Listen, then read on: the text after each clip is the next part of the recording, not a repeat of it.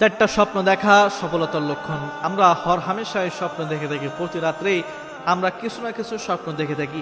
তো কিছু স্বপ্ন রয়েছে সেগুলো ভালো সাইন বা ভালো স্বপ্ন, আবার কিছু স্বপ্ন রয়েছে যার কোনো অর্থ নেই, একেবারে মিনিংলেস। আবার কিছু স্বপ্ন শয়তানের পক্ষ থেকে আসে। স্বপ্ন মূলত তিন ধরনের হয়ে থাকে। একটা হলো সত্য স্বপ্ন, আল্লাহ তাআলার পক্ষ থেকে আসে। আরেকটা স্বপ্ন যেটা মানুষ সারাদিন চিন্তা করে, সেটাই মানুষ রাতের বেলায় দেখে। আরেকটা স্বপ্ন যেটা দুঃস্বপ্ন, শয়তানের পক্ষ থেকে দেখে। তো এই চারটা স্বপ্ন যদি আপনি দেখেন তাহলে আপনি বুঝবেন এই চারটা স্বপ্ন হলো সফলতার লক্ষণ। কোন চারটা স্বপ্ন? এক নম্বরে, যদি কোনো ব্যক্তি নবীজিকে স্বপ্ন দেখে তাহলে বুঝবেন যে এটাই হলো আপনার সফলতার লক্ষণ। কারণ নবী করিম সাল্লাল্লাহু আলাইহি ওয়াসাল্লাম বলেছেন, আমার সূরাত শয়তান কখনো নকল করতে পারে না। দুনিয়ার সমস্ত মানুষের সূরাত শয়তান নকল করলেও আমার মুখের যে অবয়ব রয়েছে, যে চেহারা রয়েছে, এই চেহারা শয়তান কোনোদিন এটার রূপ ধারণ করতে পারে না। এজন্যই যদি তোমরা কখনো আমার স্বপ্ন দেখো, যদি আমার স্বপ্নে আমার চেহারা দেখো, তাহলে তোমরা বুঝবা যে তোমরা সরাসরি আমাকে দেখেছো।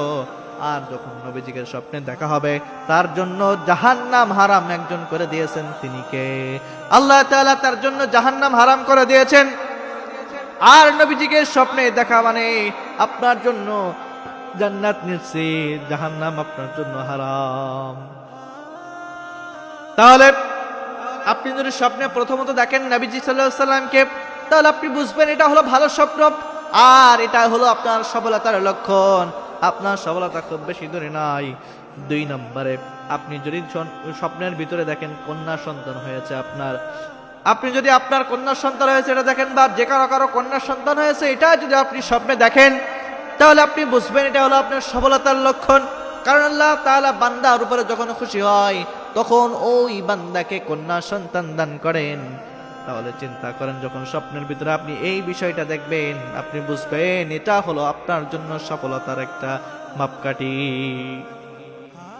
তিন নম্বরে, আপনি যদি স্বপ্নের ভিতরে দেখেন যে আপনি কাবা ঘর তাওয়াফ করতেছেন, এটা হলো আপনার সফলতার লক্ষণ। কাবা ঘর তাওয়াফ করা, অনেক মানুষ রয়েছে এই স্বপ্নগুলো হরহামেশাই দেখে।